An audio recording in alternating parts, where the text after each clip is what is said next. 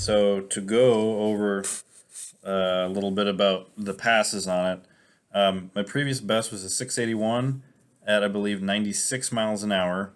The first pass of that video was a 671 at 103, and I didn't get the next one. The next one was a 671 at 105. Both of those were kind of 150, 155, 60 foots.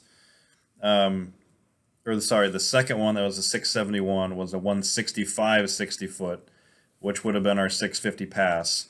But I was giving it too much off the line. The car does have 410s, so it kind of has an issue with getting off the line. It's almost like it's hitting the tire too hard, too much torque. I did change up a few suspension things, but I don't know if it's the suspension settings or I need some better front struts, because I have a single adjustable fronts that seem like they don't really listen very much to when I tighten them up, and then the rears. I don't. I wish I would have had video on the outside of the car, because it would have been nice to see what it was doing, because it's probably the best it's felt. I had compression almost full hard.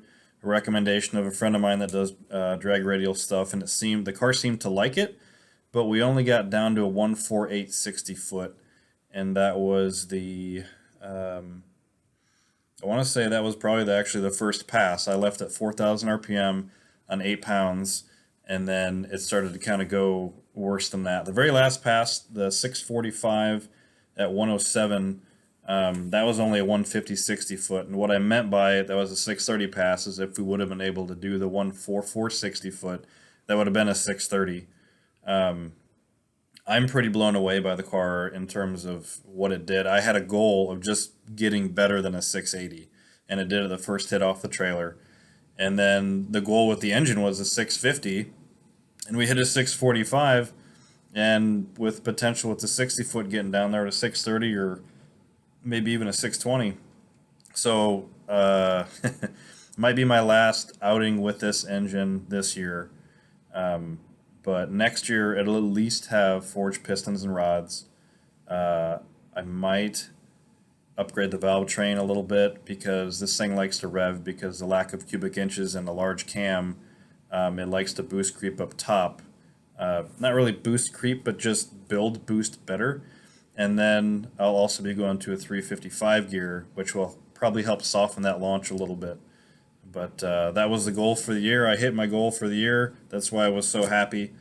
That 645 probably doesn't mean a lot to a lot of people, but to me, this is almost 5 years since I got the car.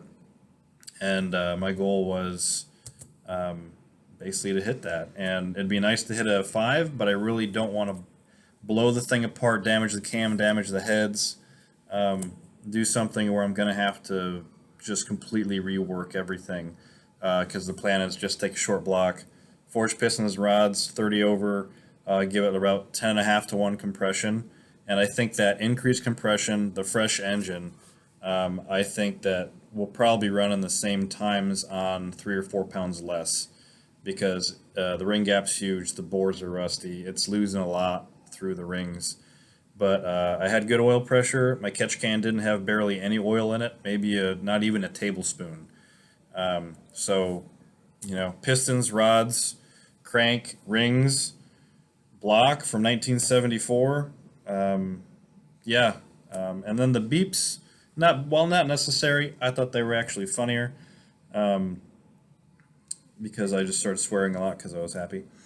So I hope you guys enjoyed that. That'll probably be the last bit of the F Wagon stuff this year, and then we'll come out strong next year with probably 355 gears, new engine, or piston and rod engine with a 72 block that I got laying in wait. Parts are really expensive right now. I was gonna push and try to get that engine done this year, but a lot of companies didn't get back to me. Basic forged pistons are like $550 with rings. They're like $700, and I want pretty decent stuff in there, but I don't want to pay, $1,100 to $1,300 for pistons that just like 3 years ago were like $800, $700.